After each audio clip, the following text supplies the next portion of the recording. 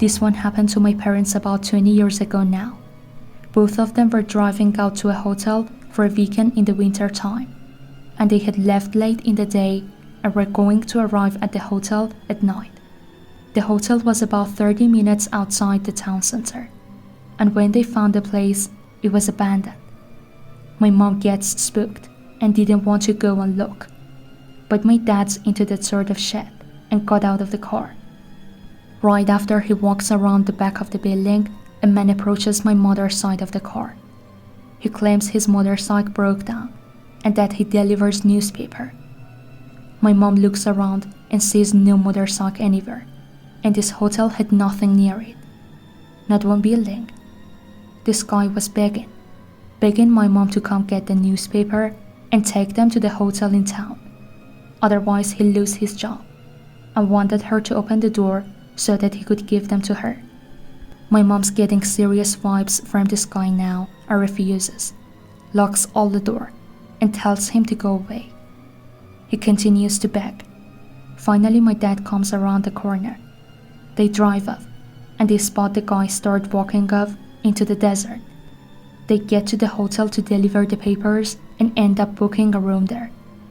When they hand over the newspaper, the lady at the desk tells them they don't get any newspaper delivered to the hotel. My parents open up the stack and look at the front page. It's a newspaper from 100 years ago.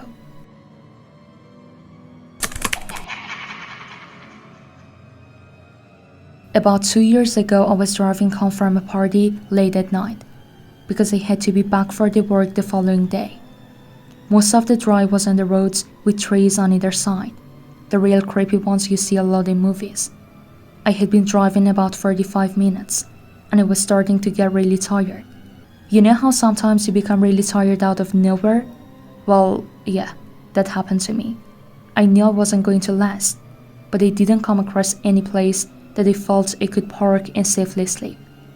After it became clear to me that I wasn't going to find a place to pull up and my tiredness wasn't going away, I did something very questionable.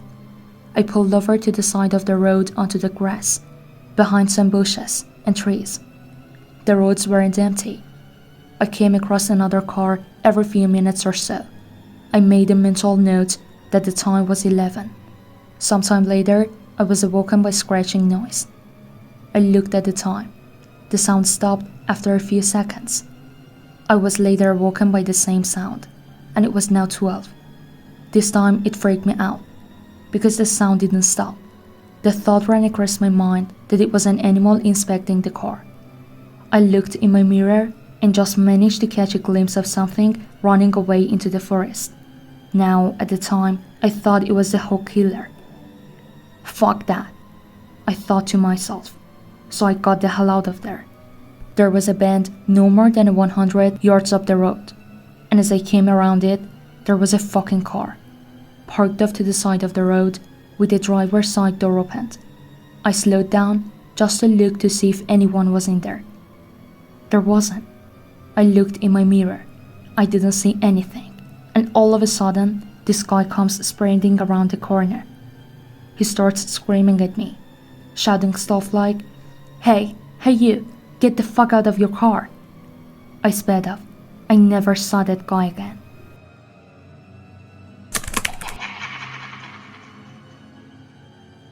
I happened along the smallest and saddest little farmhouse with only one tiny gas station. I hadn't seen any car. It's freezing cold, and the town was abandoned. It was that quiet.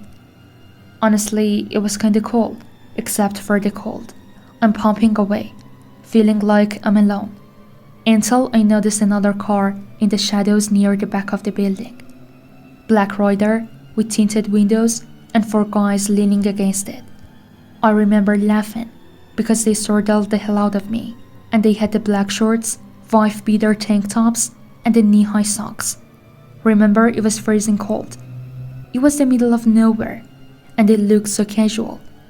Without a word, all 4 got off the car and walked towards me, until I could see the full sleeves and face tattoos under the pump lights. Drop the gas pump. Not 20 seconds after burning out onto the highway, I see the headlights swerve out and follow me. And after a few miles, their headlights disappeared in my rear view mirror. I didn't think much of it, till a cop buddy told me about a group running drugs through there to avoid the interstate.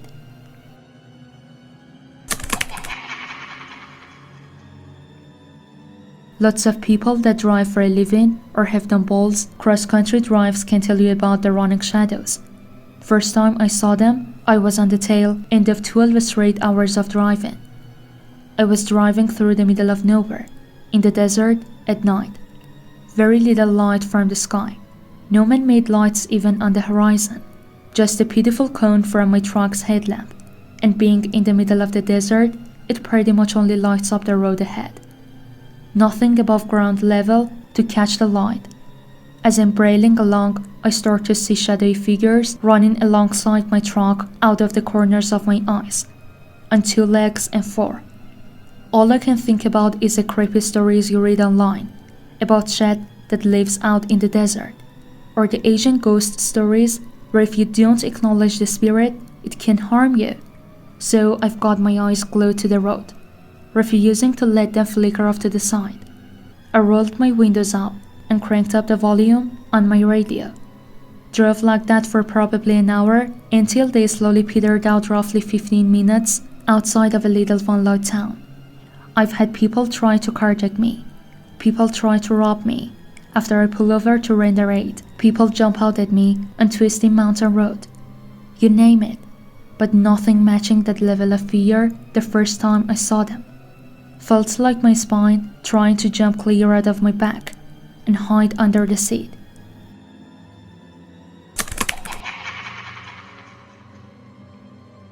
About 2 years ago, my buddy and I decided to go on a drive. It was a hot summer night, so we picked up some cigarettes and went on a late night drive. We decided to drive to the top of the mountain. The base of the mountain is about an hour drive from where I live. It was pretty late, around 2 a.m. in the morning, so we knew the bar would be closed, but we thought we would just chill on the benches, have a smoke and take in the view at first light. We get to the base of the mountain and start driving up around. So when you reach a turn, you can barely see around the corner. It was pitch black darkness. Only the road was visible due to street lights. But apart from the road, the edges and the mountainside were barely visible. We have been driving for about half an hour. Everything was pretty enjoyable. It was just relaxing. As we turned one of the bends, I get this very uneasy feeling as I see something, definitely a person, sitting on a boulder at the edge of the road, but keeps driving. And my friend calls out, "Hi there, are you okay?" I have to admit I was pretty scared, so I didn't say anything. No response. Then the figure looks up in our direction, and we get the fucking shit scared out of us. We saw that it was a woman, wearing a plain white dress with very long beautiful hair, and her face was a normal person's face. Her eyes were blank, and she had a smile on her face. We couldn't yell or even communicate, and we were paralyzed. Not even a single word.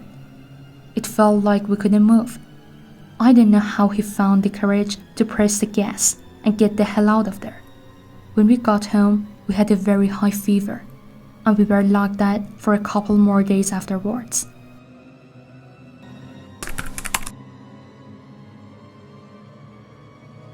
I used to often spend my summers bouldering with my friends by a large forest that was about an hour and a half away from where I used to live.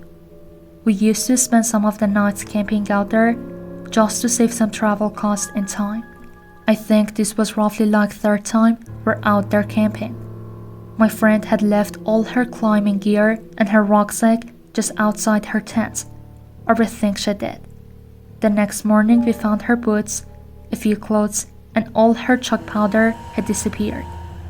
We figured it could have been feasible that she misplaced it. Although we're quite sure they were next to her tent, we didn't really want to believe that they were stolen. Anyway, we didn't read too much into this, just said to ourselves that perhaps she had left it by boulders and some animal took an interest to it. I know it sounds stupid, Fast forward a year. We're at the same spot as usual, sitting by the tents and chilling after having some food. Mind you, it's blackout, and only the camp area is lit by the fire. I go somewhere a bit out of sight for Slash, and what do I see? A dude in a full of ghillie suit, laying on his stomach, looking right towards our campsite. I kinda stood there frozen as this dude clocks that I've seen him, and he just bolts it out of there. I don't know whether the event to the year prior was related to the ghillie guy, but this definitely has stuck to all of us. We haven't been back there since, which is damn shame.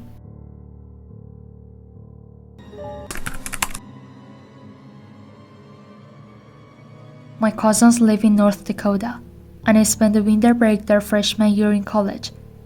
We were at their friend's house one night, drinking in her basement with some other boys. And it was really late, like 2 a.m. I was falling asleep, so I decided to walk home. They live in a desolate area with lots of snow, and it gets really cold. But the houses weren't too far apart, and when the moon is out, it seems light out.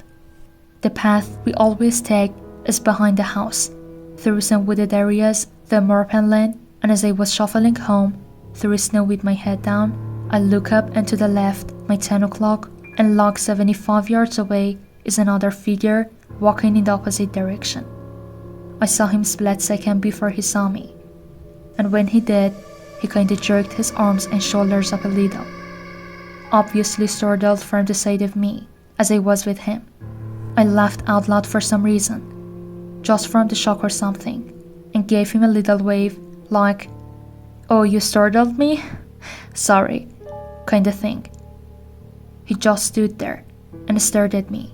I thought he was going to say something for a second, so I was stopped too, just looking at him. He had a full face, ski mask on, and I could tell it was a dude, cause he was really tall, but he didn't say anything. So for what felt like forever, it's just me and some stranger in a ski mask looking at each other in the desolate woods, in the middle of winter, at 2 a.m. A huge chill went down my spine, and a voice said, "You need to get the fuck out of here, right now." I turned and started walking as fast as I could. I have never been that scared in my life. I was drunk, stoned, and very paranoid. I imagined me walking home from the opposite perspective, and the man is running up from behind with an axe. So I screamed and started sprinting as fast as I could all the way home, thinking that this guy could easily follow my tracks in the snow, and I'm gonna get murdered. Luckily I didn't, but I don't think I'll see them again anytime soon.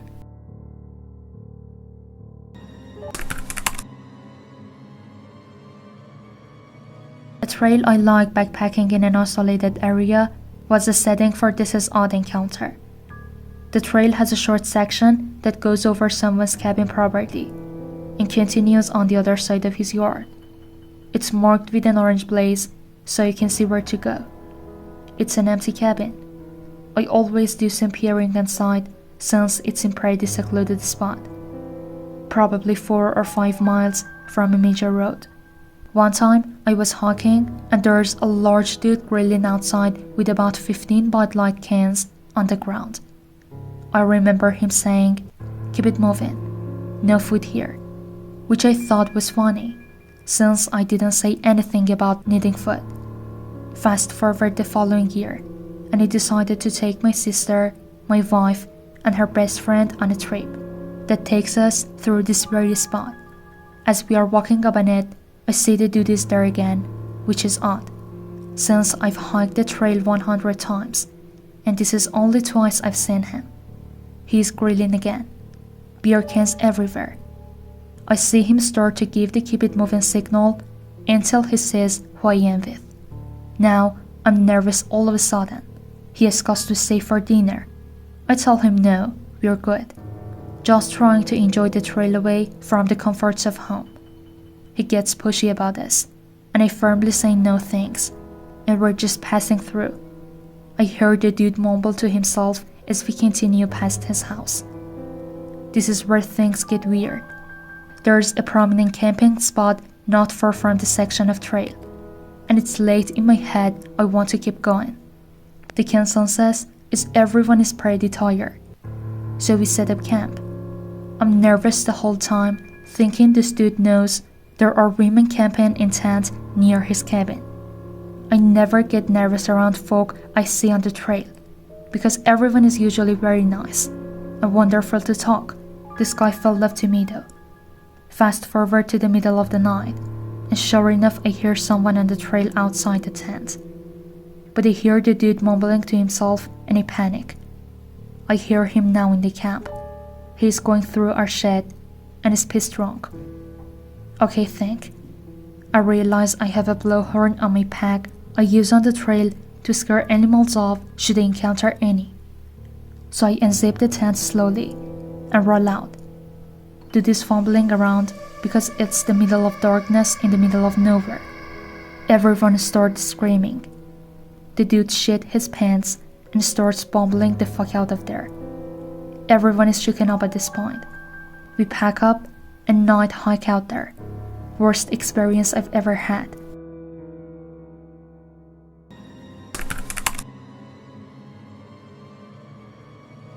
My buddies and I would hit up the desert at night and go for wheeling on the trails. This one night we had stopped for break and this guy rolls up on us. He asks us if he can join us, and we say sure. We continue riding and it was second to last, with him being the last one. I was familiar with the trails, so I kept looking back, checking in on him, not knowing how familiar he was or experienced rider he was. As we're approaching the hill that overlooks most of the area, I look back and he's gone. I flag my buddies down and we go back to look for him. Nothing. We go up the hill, listen for his bike or look for his light. It was pitch black and not a sound. From the hill, I'm sure you could see for a few miles, but there was no trace of him. We looked for him or his bike till about 2 a.m. and we couldn't find him. It still kinda bugs me that the guy vanished like that. I hope nothing happened to that man. A lot of the riding desert areas have become populated by now. I was scared out of my minds. None of us had talked to this guy. He just rolled up on us. We asked him if he wanted to ride with us, and he just nodded yes. We watched the news for weeks after, if there was a body found or something, and nothing. There was nothing. It was a drug runner, being that it was in a border town. I don't know who he was.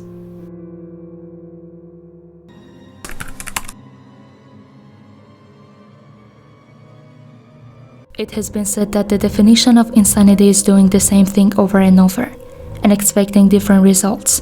I understand the sentiment behind the saying, but it's wrong. I entered the building on a bet. I was strapped for cash and didn't buy into the old legends of the hotel to begin with. So $50 was more than enough to get me to do it.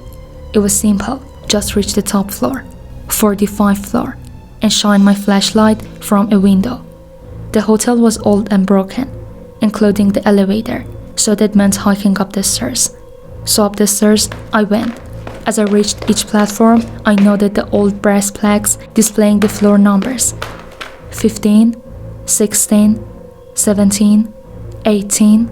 I felt a little tired as I crept higher, but so far, no ghosts, no cannibals, no demons. Piece of cake. I can't tell you how happy I was when I entered the last stretch of numbers. I counted them aloud at each platform. 40, 41, 42, 43, 44, 44. I stopped and looked back down the stairs. I must have miscounted, so I continued up. 44, one more flight. 44, and then down 10 flights. 44, 15 flights. 44, so it's been for as long as I can remember. So really isn't doing something repeatedly and expecting different results. It's knowing that the results will never ever change. It's realizing you no longer fall asleep. It's not knowing whether you've been running for days or weeks or years. It's when the sobbing slowly turns into laughter